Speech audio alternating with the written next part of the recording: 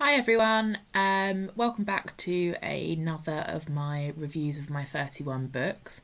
Firstly, I need to apologise because it's been a while since I've managed to do one of these, but I've recently returned to work as a teacher, and as anyone who knows a teacher or is a teacher themselves, you know that the first few weeks of September, and the rest of the year actually, is pretty mad. So although I have been reading, I haven't had the opportunity to actually make one of these videos.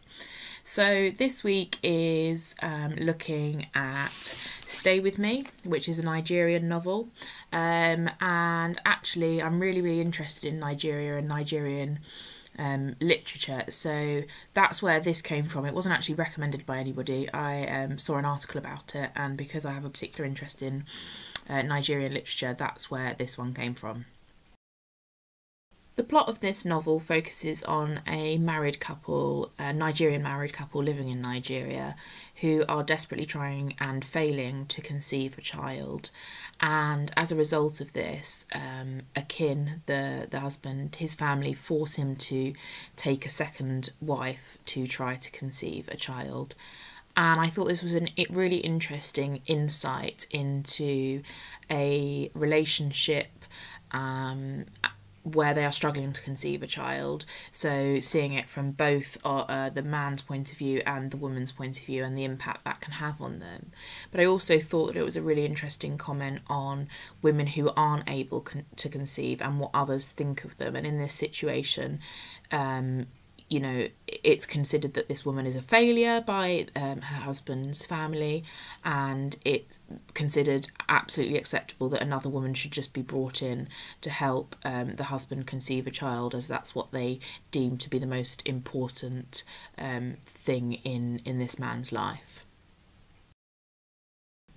For any of you that have watched the other reviews that I've completed on this channel, you'll know that so far I've given pretty glowing reviews of the books that I've read so far. Unfortunately for this, though I thought that there was a lot of promise in the concept, I actually didn't particularly enjoy this book.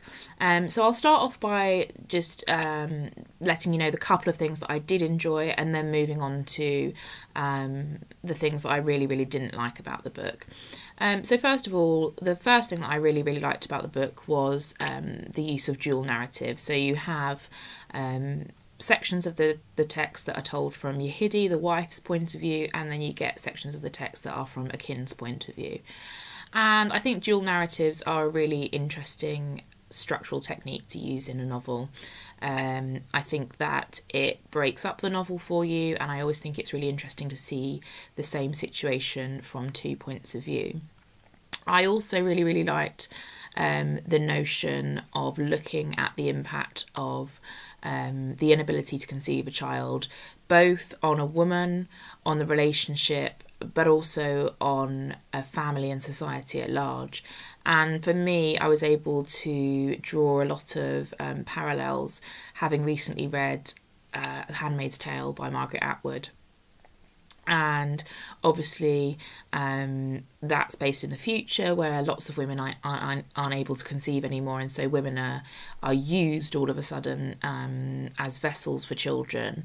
And I thought that this novel had that in it. It had this element of the idea that women are there to bear children, that's their purpose, and that's how they're viewed, particularly by this man's family. So I really liked that, and I liked seeing the female lead character, Yehidi. I liked seeing kind of her unravel under the strain of not being able to conceive, and I think that that's a really important thing for people to realise, just how stressful and distressing the experience of trying to conceive a baby can be for some women.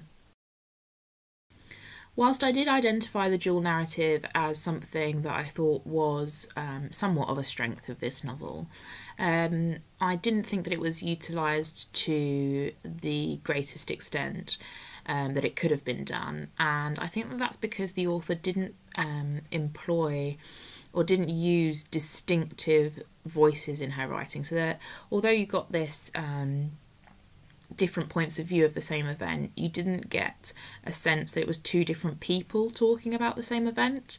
And one thing that I found particularly jarring were the chapters that were told from a kin's point of view. And he would start his sentences not with I, not with the subject of the sentence. And this had a really, really sort of unsettling feeling to it. So, for example, hadn't been back in church on a Sunday morning since then, stopped bothering with the Sunday services. And that's the beginning of the sentence. And this happened not just once or twice, but quite a few times. And I don't know whether that was the author's attempt at kind of creating a distinctive voice, but that wasn't enough to give me a sense that it was a different person. And actually, I found that element of the narrative quite lazy. Another element of the novel that I didn't find worked particularly well, and again I thought it had a lot of potential but I just didn't feel that it was executed all that effectively, was that the plot played out against the backdrop of political turmoil in Nigeria in the 1980s, and you just get these kind of little snippets, these little sections of subplots about what was going on politically at the time, yet this never really kind of pushed the plot forward. It never really fed into the plot or changed the characters or moved anything forward, and so therefore it was just there and it felt like a waste of time. It felt like a missed opportunity. And I don't know whether this was meant to be part of this kind of political turmoil, showing that the country was kind of not working effectively at the time, but there are these series of burglaries, and again this is kind of like a subplot that goes alongside the main plot, and you're constantly kind of thinking, oh gosh, where is this going to lead? How is this going to feed into the main narrative? But you never get the payoff from that, and I think that's a real shame, because I think that could have worked really well if somehow that had linked more effectively with the main storyline of the book. And the last element of the book that I will talk about not particularly enjoying is the ending. Now, I won't give away what happens, but I found the ending overly predictable and rather saccharine, to be completely honest. So I really, really didn't enjoy it. I didn't feel that the read had particularly paid off for me. So in total, I'm going to give the book a 2.5 stars out of 5. The next book I hope to record within the next week, but obviously it depends what goes on with work and how quickly I can get it read and how quickly I can make the video. But the next book will be Zadie Smith's White Teeth.